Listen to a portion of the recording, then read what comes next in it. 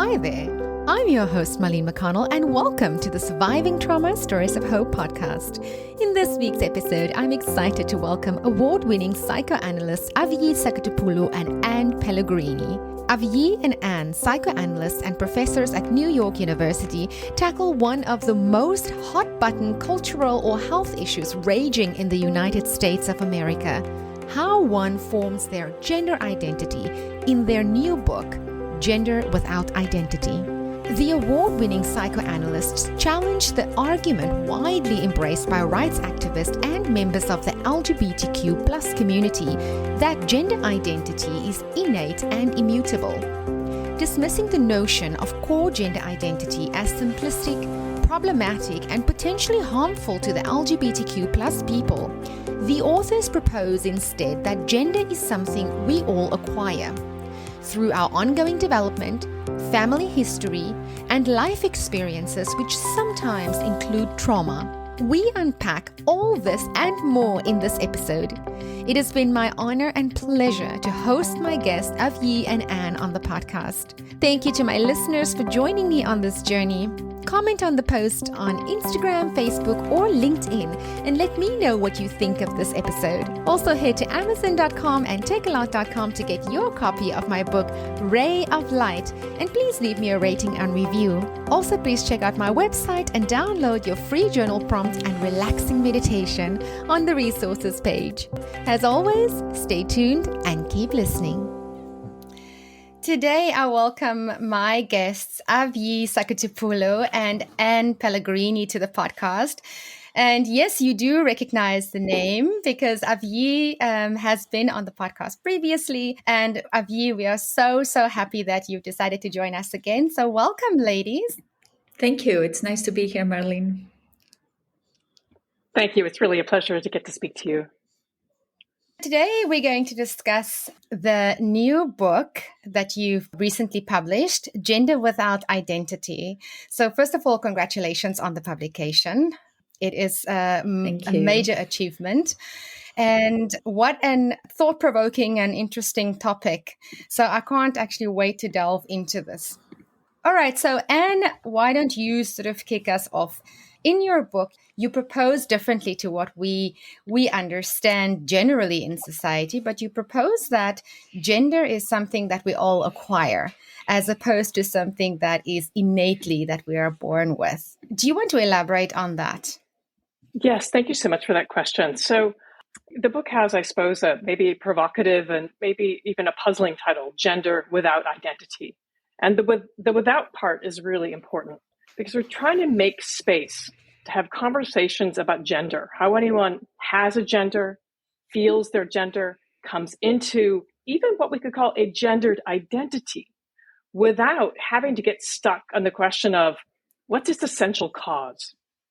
Right? We're trying to create space, and certainly in the United States, we're trying to create that space in the midst of often quite violent public debates about the status of trans and gender nonconforming people. In the United States, just this year alone, there have been more than 500 bills introduced at the state level. So in state legislatures, they would limit rights for LGBTQ people. And the majority of these bills have been focused on trans people, with bills that would actually limit access to gender affirmative healthcare for trans people, especially trans kids. So we're making this argument to try to shake open more space to have a conversation about gender at a moment of, again, a real legislative attacks on trans people in particular. So that's the first thing to say. There's actually a political context in which we're making these arguments.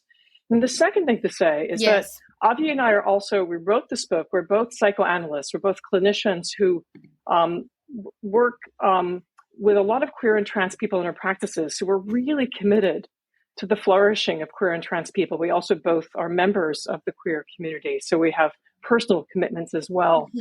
And one of the things we've noticed both, we're thinking as clinicians. So I know that we'll both want to talk about what maybe special information or even evidence, we'll use that word, that gives us to think about these topics. But we're trying to go at a particular kind of impasse in how queerness and transness are talked about in sort of in public life and political debates. And I don't think this is just in the United States that we get stuck on this. It's the question of what caused someone to become queer? What caused someone to become trans? And if you can make the assertion that someone was born that way, somehow that will insulate that individual from attack, well, then you can't blame that person. So they deserve full civil rights. But if, on the other hand, there's some possibility that they became queer or became trans, where these are seen as less than, as beyond the pale, then you could justify limiting rights, right? There's something wrong with being queer, wrong with being trans. So we're often faced with this kind of forced political decision. You either allow for the possibility that someone could acquire their gender, which opens people up to attack, or you double down, born that way, born that way, whether through biology, whether through some sort of core identity that came about in ways that are immutable. But in any case, we really lock down the ways we can even think about gender and sexuality as well, more expansively. Avgi, can you maybe fill that out a little bit more? Because I feel like what I just said is already maybe quite dense. Yeah. I mean, I'll pick this up from a slightly different angle to say that oftentimes in sitting with kind of like real people in the clinic, one hears very different stories than the ones that we read about in the media or that are portrayed in public conversations or representations of trans and queer life. Because in the privacy of the consulting room and under the relative safety of speaking with somebody whom you know and who guarantees privacy and a certain kind of safety, different kinds of questions can get asked that are very hard to ask in public, especially because of how much hostility exists against difference, against queerness and transness. And we became curious about how to bring these questions into public conversation, not in the sense of compromising patients' confidentiality, but in the sense of making room to ask those questions. Like, for example, whether trauma may have something to do with some gender formations.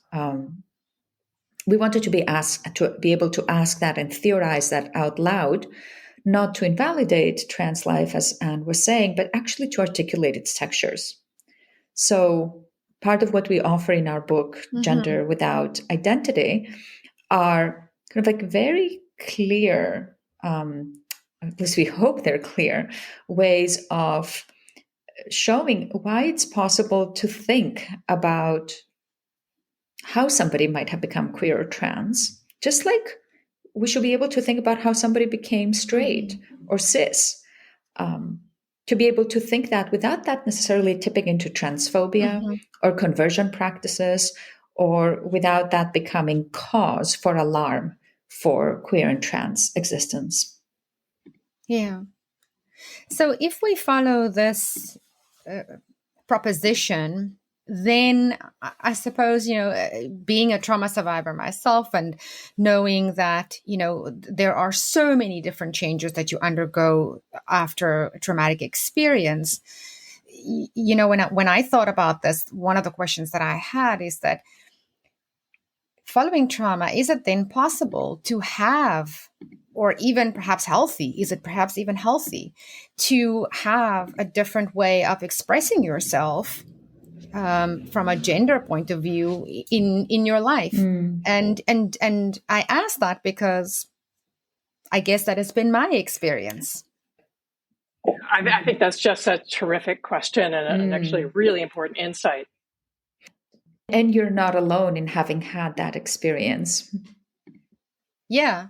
And you know what? It's actually quite puzzling when something like that happens to you, because you're not quite sure what to do with it, because there's so many other moving parts with healing from trauma in itself that, is different in your world and the world that and how you've navigated the world and how you've existed. But, if gender, as you say, is mutable, then are queer and trans identities something that you can fix at some point in your life, or not? Yeah. Avgi, I'm going to pose this to you. Yeah. I mean, we are definitely, thank you for asking this question so crisply, because you're giving us the opportunity to say this very explicitly. None of what we do in this book is oriented towards fixing queer or trans people, simply because we do not believe that queer or trans people need to be fixed. There's nothing wrong with being queer or trans.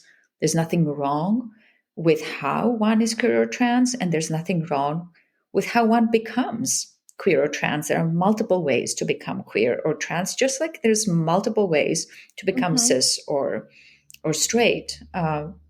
But your question about trauma reminds me also about part of our conversation, our previous conversation that you and I had, when we were talking about how trauma is not just something that disrupts us. It's not just something that injures us. It is also something that, in the aftermath of which, we have to learn how to live. And that aftermath is not, it's usually thought of as brokenness, like somebody was intact and then they got broken, and this is what trauma is. And then the question becomes, how do you pick up the pieces? How do you stitch yourself back together? But that is a somewhat limited and restricted and somewhat unimaginative way to think about trauma. Part of what we try to do in this book, which I started doing in Sexuality Beyond Consent, the book about which we had our previous conversation, Marlene, was to think traumatophilically. And traumatophilia is a term that that we are using to think about how trauma gets folded into the subject, how people do things with their trauma. They try to do things around their experiences of their trauma. And that can become part of who you are, as opposed to there was a true self, a genuine self that the trauma interrupted, and that has to be fixed. So the very, very basic application of that in thinking about gender is the common story, especially in anti-trans circles, that everybody's born cis. And then if you have a trauma that affects you, that might make you mistakenly think you're trans. And therefore, if you fix the trauma, maybe that person has a chance to go back to being what they should have been. And I put should in quotes, that they should have been cis, and that could correct them. Okay. Right? So that's how trauma narratives work. Usually, go ahead. Just for my layman's terms, when you say cis, what do you mean? Oh, yeah, of course. Cis is a term that is used to differentiate transness from people who do not experience themselves as trans, and whose assignment at birth, like the announcement at birth that usually the doctor makes, that this is a girl or this is a boy. People who grow up to feel that their gender is compatible with that identity. We usually refer to cis people, to those people, as being cisgender. And then people who develop some difference between how they were assigned, how they were understood or misunderstood at the beginning, and how they experience themselves, we usually refer to with various terms, trans being the umbrella term. So thanks for interrupting to ask about that. That's important. So what I was saying, to go back to the earlier point, is that the usual understanding is that everybody's normally cis, and again, normal is in quotes, and only becomes trans because of trauma.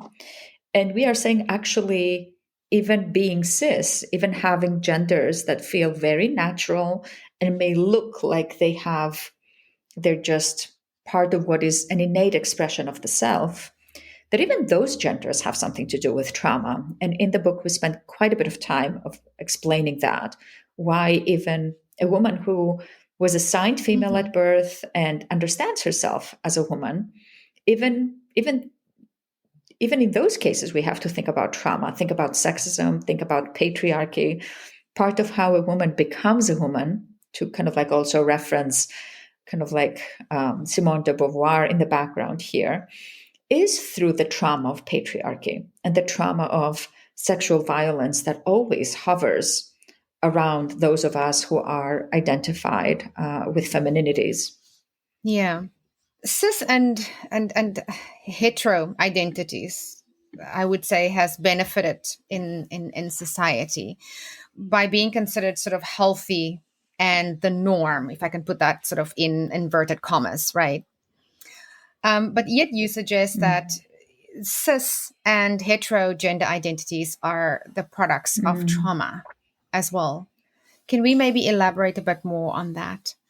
And I'll put this to you. Sure. And I think the point here is that, and I'll use the word identity, right, in quotes. And the reason I'm putting it in quotes is I don't want us to think that by saying identity, I'm referring to something that is, again, immutable, unshakable, essential. But we can think about identity as sort of like basically a cluster of life experiences that come together and start to feel like a self, right? The ways in which we walk around in the world and feel like the names, maybe the names we've been given, whether with respect to gender, sexuality, or race, they start to feel homey enough to fit us, right? So I mean by identity, something more like that, right? So even people who have a heterosexual identity or are normatively gendered, as Avgi said, something, cisgender is the term. Yes. That these did not arise from nowhere. They're not just built into us at birth. They come to us as complex inheritances from culture, maybe a set of expectations we're born into. They are acquired to the extent that, where all sorts of expectations are heaped onto us, and we sort of, they get attached to us, and maybe we get attached to these terms. But part of the attachment is itself, at some basic level, there is something traumatic in every gender and every sexuality, insofar as if we live in a culture, as most of us do, that require of us that we be legibly gendered, either a man or a woman. Yeah. Right? Mm-hmm. We don't get to opt out of gender. So that there's something, this is what I mean, there's something traumatic. To become recognizably human is to be required to be legible to a particular gendered structure of our culture. So there's a set of terms or categories we have to fit into that we didn't get to consent to, we didn't get to choose. Yeah. And we could think about this, and this is, even to think with, I know you got to talk to Avgi about her book in a previous conversation. Again, this happens to us without our consent and as a condition of becoming a subject. Yeah. Right. So there's something unchosen in the ways in which we are required to take up a place in these categories. Yeah. So just at that level, there's something, we could call it a primary trauma, to think with a psychoanalyst, Olenier, whom Avgi engages in her first book. We could think about this again as to become a subject at all, we're placed within these categories. We didn't get to choose. And there, again, I think there's something traumatic in that. Mm-hmm. And then there's the next level trauma of the sexism. Once you're placed in that category, if you're placed in the category female, you're going to confront sexism, patriarchy, which will further shape the acquisition, the gender that you're coming into.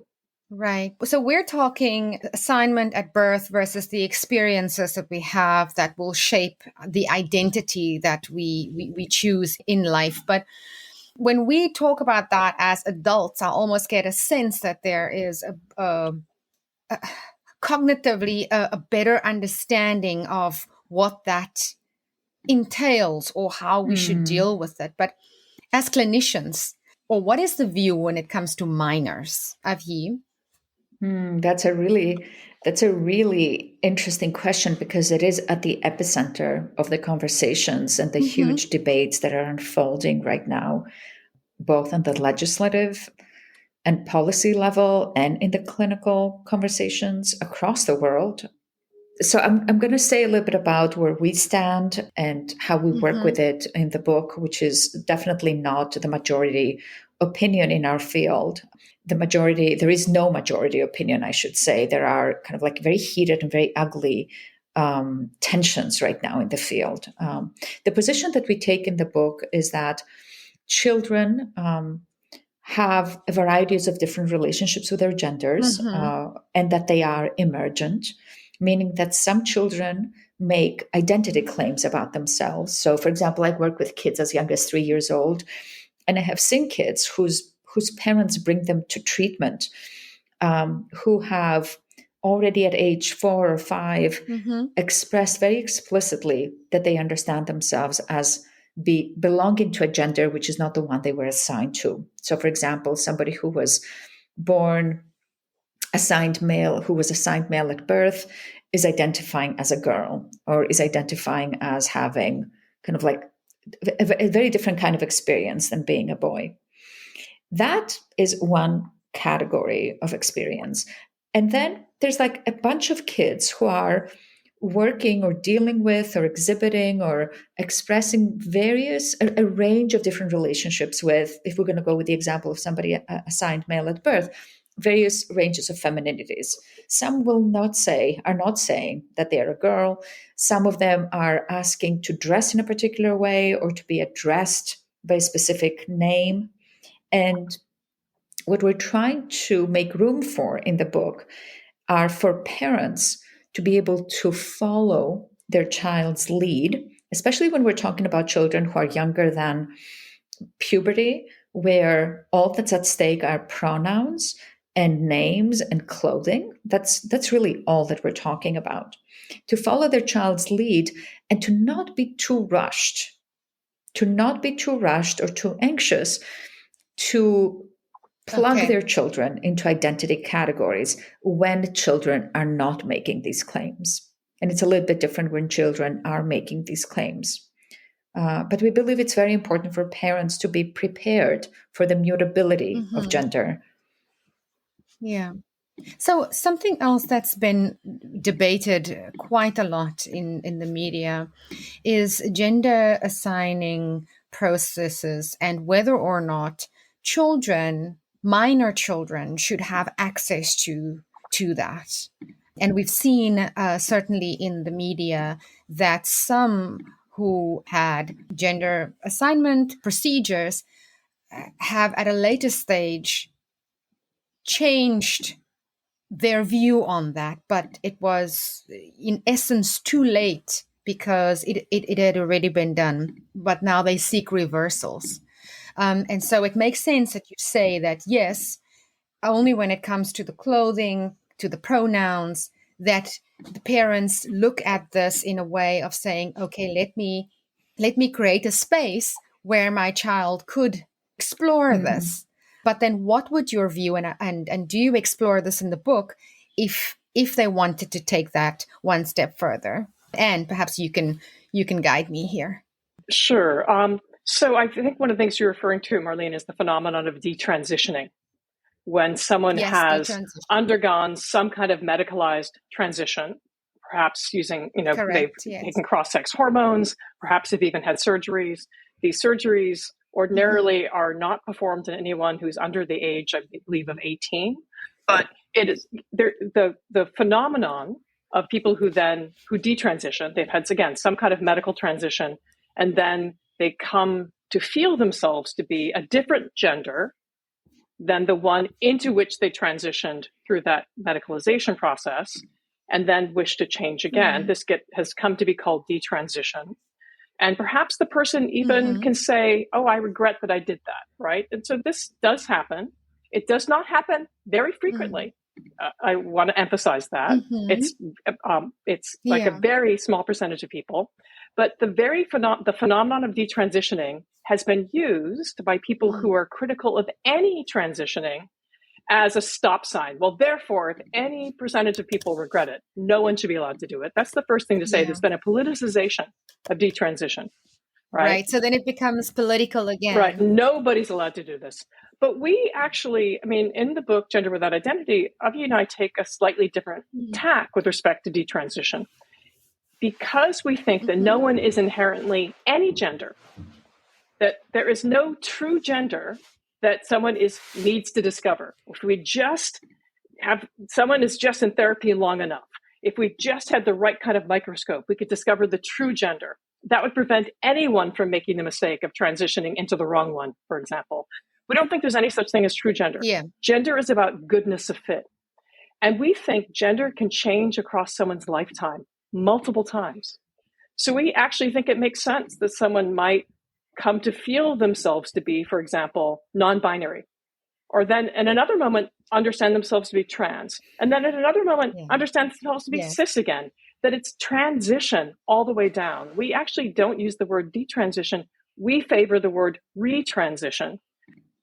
And you might want to jump in, Avgi, that in fact, we reformulate detransitioning as retransitioning, because we think all gender is a matter of ongoing transformation. And even a woman, for example, who, let's say, assigned female at birth, who comes to understand herself over the course of her life in an ongoing way as a woman, she identifies with that original assignment at birth, she can still experience transformations in her relationship to her gender. Because think about how the transformations of puberty or the transformations of pregnancy or the transformations of menopause affect a woman's relationship to her gender. So what if we thought of this as a series of gender transitions too, right? I think that so many of us undergo transformations in our experience of our gender. It may be more marked, more visible, or more noticeable in the case of people who are non-binary or people who are genderqueer or people who are trans. But, we think that everybody experiences a transformation in their gender across their lifetime. I would add something to that to address Marlene's question, which is also about the worry about regret and irreversible decisions for minors, which is part of what you were bringing up. And that's an anxiety, certainly, that a lot of parents, when I've worked with kids around puberty age or just prepubertal, this is an anxiety that many parents have and that the field is really seized with panic around. So what I would say to that is that it is always complicated when, sometimes you have the benefit of working with a child who you have known for some time. And by the time that puberty comes, you have known this child to say, for example, have been very consistent in their identification with their gender. Like, for example, I worked with somebody who since age 5 had identified as a girl, and I saw her in treatment for 6 or 7 years before this issue became concretely a question.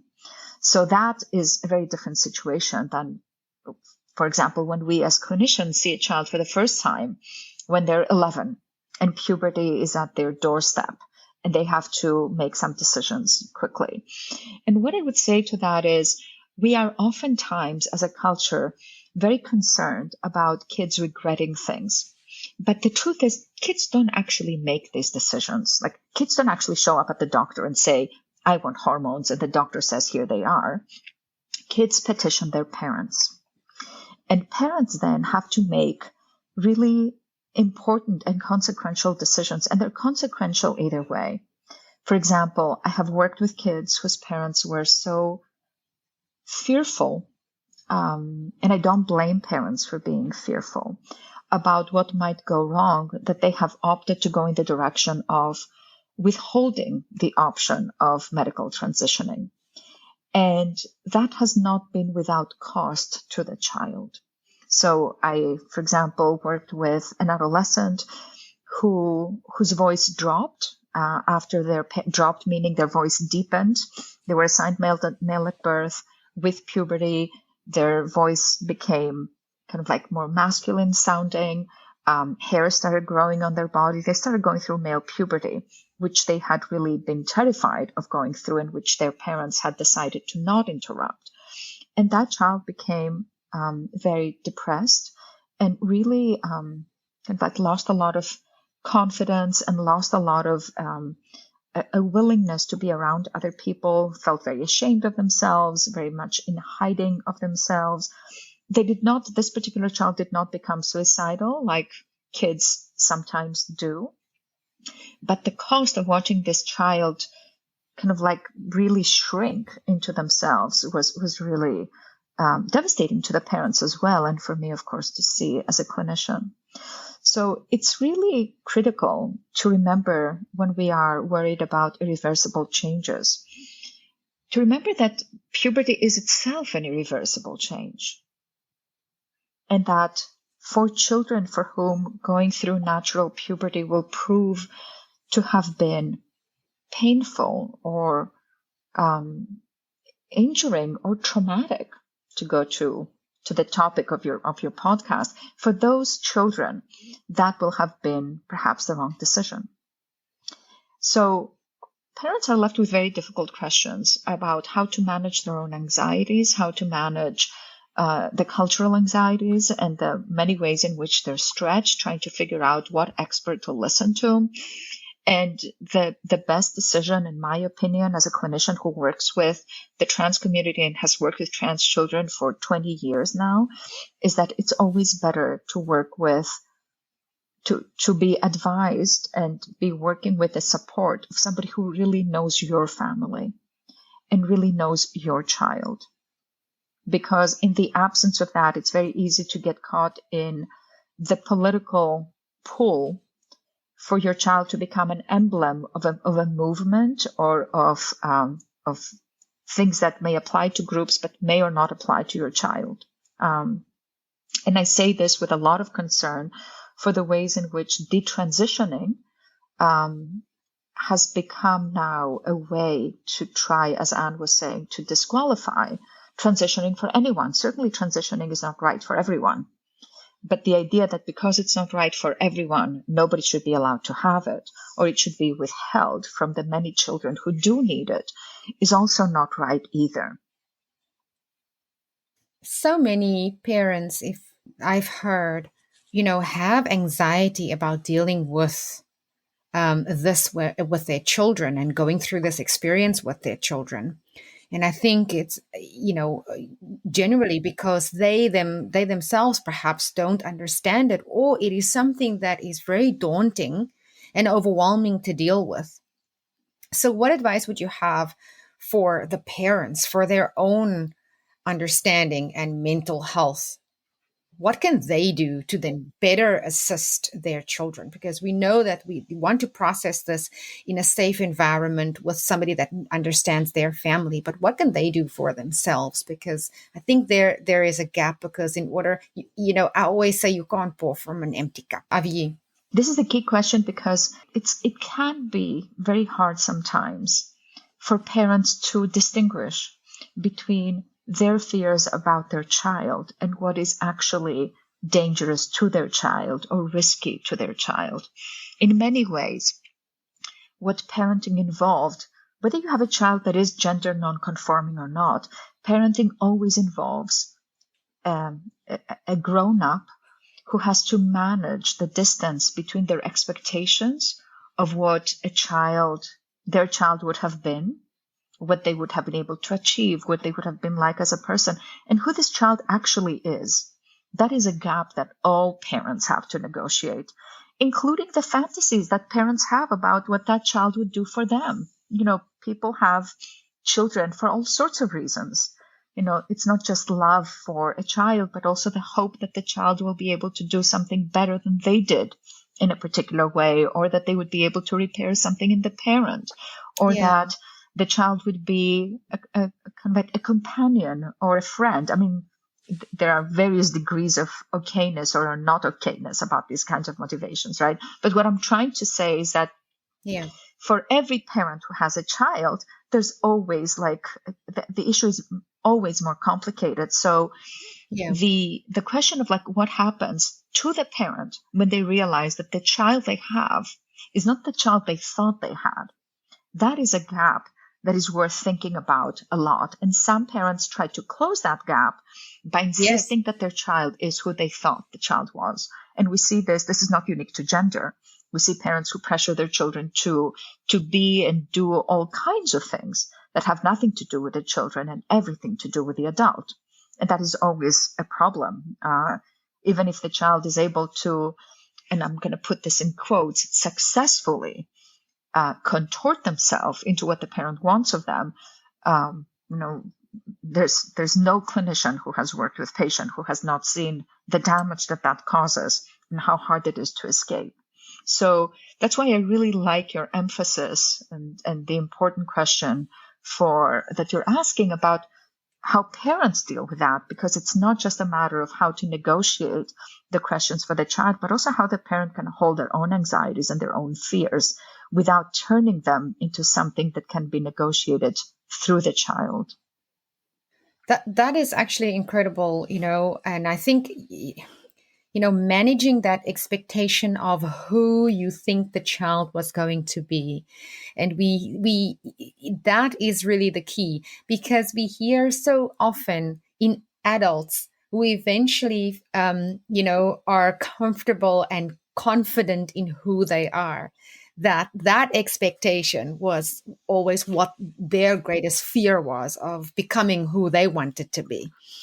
So that's great advice for parents, and to be able to work on their expectations and find the necessary guidance and help for them, because it is a two-step process. It is the person that is going through that experience, but also because it's happening to the person that's going through the experience, but it's also that secondary, if we want to phrase it sort of in the context of trauma, that secondary trauma that's casted off, that they experience, that they also have to manage and seek help for. Thank you for that, Avgi.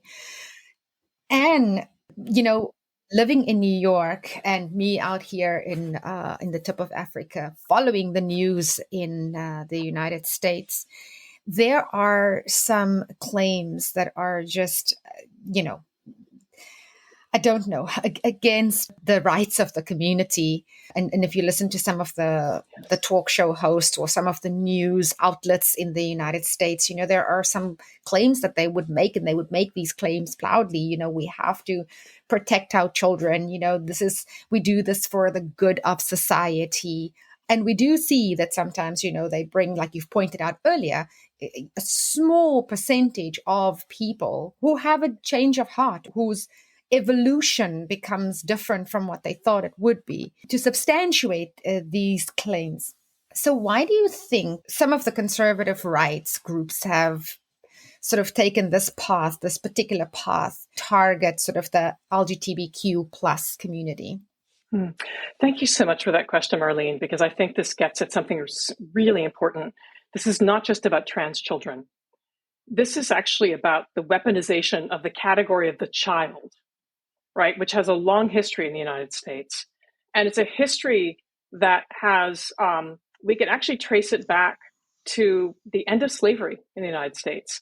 And this is an argument that the historian Jules Gill-Peterson makes very beautifully in her in a book where she's writing about the history of the transgender child. And one of the arguments that Gill-Peterson makes is that the sacralization of the child, the romance of the child, is about a very particular child. It's the white child.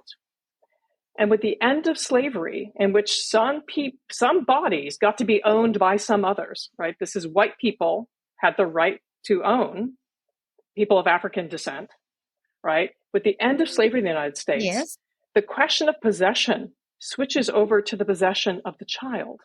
The child now is this particular category of human that gets to be possessed by the parent, by the adult.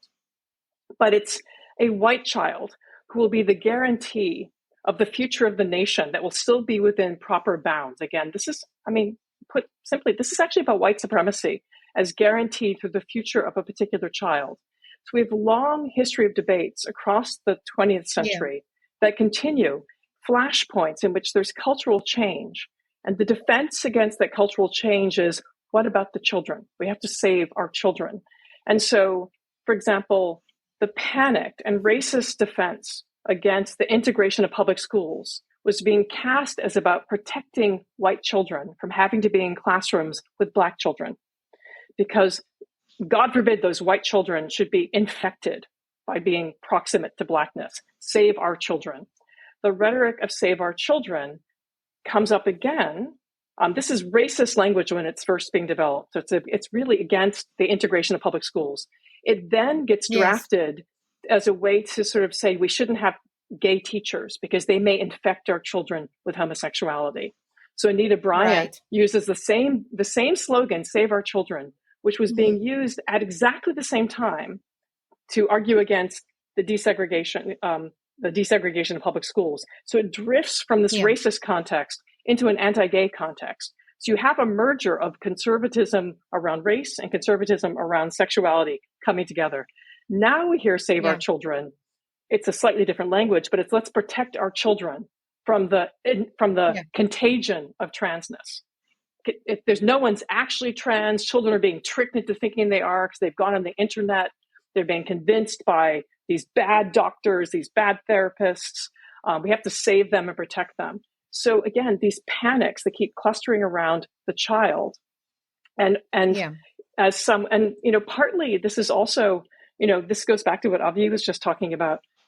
Adults, parents often have a fantasy of who their child is going to grow up to be.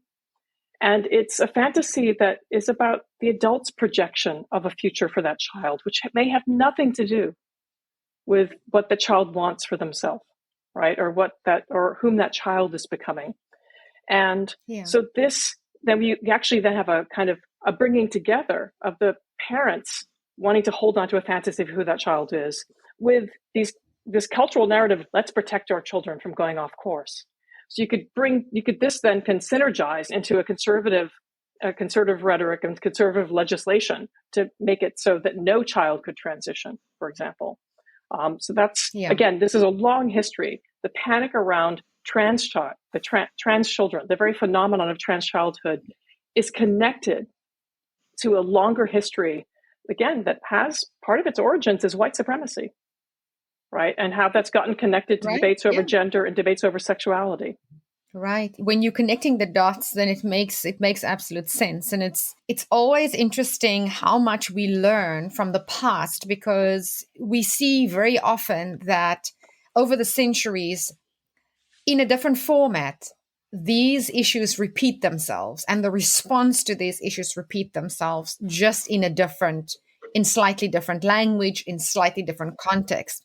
And, when you say it like that, and when you articulate it, to say white supremacy effectively is what must be preserved, morphing that into being gay and not infecting our kids, so keep them out of school, again, preserving that. And again, now for the trans community, then you can see that there is a trend that has been in existence for many centuries and continues to do so. So thank you very much for highlighting that, because I think that, not a lot of people have that foresight or the background to be able to make that connection, which I think is a very important one. And one of the things that's I just say one more thing. One of the things that's so extraordinary about the way these debates are playing out in the United States right now is you have a rhetoric of parental rights also, where we have to give parents the rights to protect their children from these infections, whether the infection of having an openly gay teacher, an openly trans teacher, to protect, parents have the rights to protect their children from being indoctrinated by critical race theory. We have legislation in the United States that's banning the teaching of certain things in the classroom around race, around gender, around sexuality. Florida is like the laboratory for this, right? Florida, yeah. And at the same time that in the rhetoric of parental rights is parents have the right to protect their children from being exposed to these infections, right? Some parents who actually want to support their trans and gender nonconforming kids to make sure they get access to gender affirmative care, those parents, meanwhile, are being told they have no rights. If they live in a state, and as many states are now banning the access that minors might have to gender affirmative care, those parents who support their children who live in those states are some of these parents are taking their children to another state where their child can get access to this care. So basically, which children are being protected and which parents are being given rights over their children? This is not really about all children nor all parents. Yeah. And you're right. I've been seeing this even watching the news from SA, is that, people in Florida who are supporting their kids, who have an understanding and a realistic expectation of, what their child needs, they actually they pack their bags and they leave the state. They go to a different state. Yeah. And I suppose the advantage in some way is that, you have individual legislations for all the different states. And so my understanding is that some of them are more lenient than others. Mm-hmm. Yeah. That is definitely true that there's different legislations, but I also want to pause here with what you're bringing up, because if we can imagine for a moment being a parent who's being told that there's only one thing that parents can protect, and that's their child's cisness or their child's straightness, and that anything but that is actually, some of these parents have been accused of child abuse. They've been criminalized for supporting their children. Wow. And while that's in Texas, from a certain perspective, yes, these parents could lose custody of their children, right? So this is terrifying, the idea that to protect your child means to make sure that they're straight. And if protecting your child to you means giving them the care they need, then you could lose your child. Think for a moment of what it means, kind of like what a tremendous imposition it is for a parent to, in order to protect that, to have to uproot themselves from their community, from their family, from their job, and have to move to a different state to make sure that their child can have what they need. So while on the one hand, at least they could move to another state, on the other hand, this is like a terrible situation to be in, like really, really terrible. And part of what is so striking is that all of that is done in the name of protectionism, like in the name of worries about detransitioning, worries about regret. And part of what is becoming more and more obvious as more is being talked about around detransitioning is that there's many reasons why people detransition. Some people detransition because it's unbearable to live as a trans person. Some people detransition because they don't pass, and that feels unbearable to them. Plus, it announces to others their queerness, and they want to move out of that. Some people detransition because they find that they could never have access to what they deserve, a right to a life that is safe and secure, and where they would be wanted in their transness. Like a sense of belonging. So these are social pathologies that end up looking like individual pathologies, right? It's like transness kind of like has to tackle transphobia. And when it suffers from transphobia, then we accuse trans people from suffering from the thing that we are imposing on them as a society. So to then act as if we are protecting trans people from themselves and trans children from themselves for not being able to act as if transphobia does not exist. I mean, it becomes really twisted really quickly. Yeah.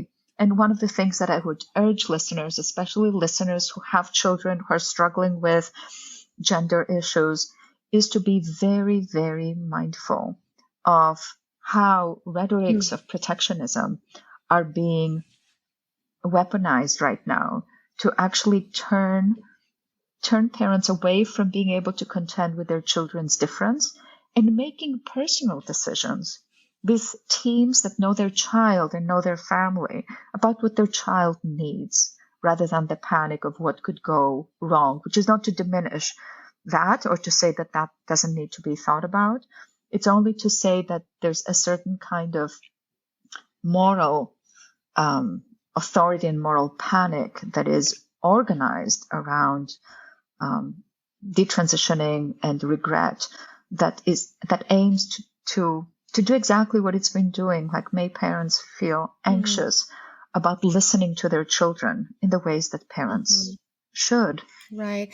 And I think, with everything that we see in the media, I think, and you can tell me, give me your opinion, but for me, I think when parents are confronted with something that they feel is overwhelming with their child being trans, they can sort of, I think, leave everything that's in the media because that is external to them, and focus on their family and what is best for them. Would you say that is a fair viewpoint to sort of start off when dealing with this issue within their family? Anne, what do you think? I should say I actually don't work with children. So, so I would love to hear Avgi's thoughts on this, because, she's been working with trans children and their families for 20 years. And I feel like she will actually speak much more knowledgeably about this than I. Mm-hmm. Well, what I would say is it really depends on the family. I think that perhaps we have addressed this in a different way. I'm trying to get to like some kind of advice. We've spoken about what parents should follow, but, in the context of all the negative media and, this being politicized the way it has been in the United States, sort of the point that I was trying to make is, if this is something that is knocking on your door, shut out what is happening in the media. And as a starting point, look at your family, what your needs are as a parent for your child, and work only with people who you trust and that knows who you are and who your family is, as opposed to, saying, well, on this TV show yesterday, they had somebody that detransitioned. And so, because that in itself can influence the decisions that they make. And so sort of my 2 cents worth is to, shut out the media and sort of focus on what is important for your family and where you see that life and relationships going in the future. I mean, one thing I might say, actually, one thing I just wanted to say in thinking about families. And so one of the things that we definitely see, and I know that Avgi sees this given that she works with children and their families, but you might have parents that actually want to be supportive, right, of their child. So, and, they're parents who've been following debates in the news about transness and queerness. And so they understand themselves to be the kind of parent that would support their child if their child were trans. But what they don't know, because the child hasn't announced this, is they're wondering, is my child gay? Is my child going to become gay, or is my child going to become trans? If there's something in the way my child is doing their gender that doesn't align with normativity. But again, is that child going to be gay or trans? And I should also stop for a moment and say, one can be both gay and trans, right? Yeah. But you may find a parent wanting to come to bring their child to a therapist and get help because they want to support their child in the best way possible. And they think the way to support their child is to know definitively, what will this child be? What is their identity? Right. And so one of the things we would say is back off the panic around knowing for sure, to provide the space for your child to come into themselves. This is what Avgi meant earlier when she said to try to encourage the parent or parents and the therapist to follow the child, rather than assuming that as the adult, whether you're the therapist or the parent, who that child really is. So you follow the child's lead. And you follow the child's lead, sure, with kinds of information you have as an adult that the child doesn't have. But a piece of information you do not have is who that child really is. You follow. Yeah. And so even parents that really want to support their kid can be overly concerned with knowing for sure. So it just encourages them to back off a little bit. And this means they have to sort of tolerate their own not knowing. And we would definitely encourage that parent or parents to also be in supportive therapy for them, because they are going to need support too, so they can best manage their own anxiety, right? Because then they can better support their child. If they're less anxious about an outcome, they can be more supportive of their child's ongoing development and ongoing becoming. That's beautiful. That is absolutely fantastic. Thank you so much for that, Anne.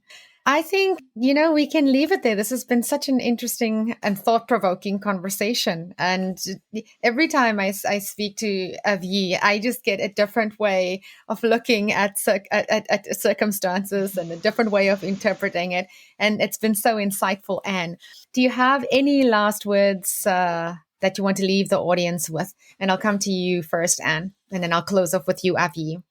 I guess I just say, first of all, thank you so much for this conversation. And, I think it's so important to create space to think about trauma. I know this is something you do in your show a lot, but really think about trauma more capaciously, not as something that stops us in our tracks, but as something that, for all the ways in which it shakes us, it also offers an energy that could be transformative.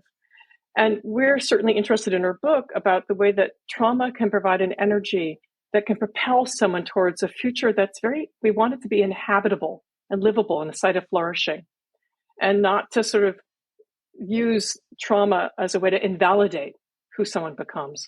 Yeah. And I love how you say that you can propel it into something that you can inhabit. And I think that's what we all want. We want to be able to inhabit the life we meant to live in this world. Thank you, Anne. Avgi, any last words you want to leave with the audience? Well, especially parents. I want to speak to parents for a moment, especially parents who have kids whose genders are more diverse and non-conforming or trans, to say that listening to your child, listening to what your child expresses about their experience, about their levels of comfort, having a child who comes to you and says some version of, you thought I was a girl, but I'm a boy and you got it wrong, is actually an incredible feat for your child. And the first thing I say to parents whose children make these claims to them is that they must have done something very right for their child to have the solidity and the sturdiness and the trust in them to be able to come to them and say, I think I know something about myself that you don't. Children have an incredibly hard time gathering the courage, and the children don't want to hurt their parents. And for a child to be able to come to you and say, I think that I'm different than who you think I am, is also a statement of trust in the relationship. It's not an antagonism. It's not about trying to kind of like overpower the parent or question the parent's authority. It is an attempt at communication that should be valued, that should be recognized for the effort that it takes, and that should make the parent feel good about their relationship with the child. It's really remarkable. I can't tell you how many children I've sat with who would never dream of saying this to their parents. So these are efforts that need to be kind of like cultivated, helped, and celebrated for the very incredible gestures and relational statements that they are. That is correct. And I like that. The moment the parent hears that and the words come, recognize the courage, because I think courage is something else in trauma that is very, very difficult to access. And for some people, it takes them decades to find the courage to step out of their trauma. And they have so much more than what a child has. So that is absolute great advice, but to acknowledge when the child comes and has that discussion, to acknowledge the courage that it took to actually do that. Thank you so much to my guests, Anne Pelligrini and Avgi Saketopoulou. It has been wonderful. And I'm so happy that we had this conversation. I learn all the time so much.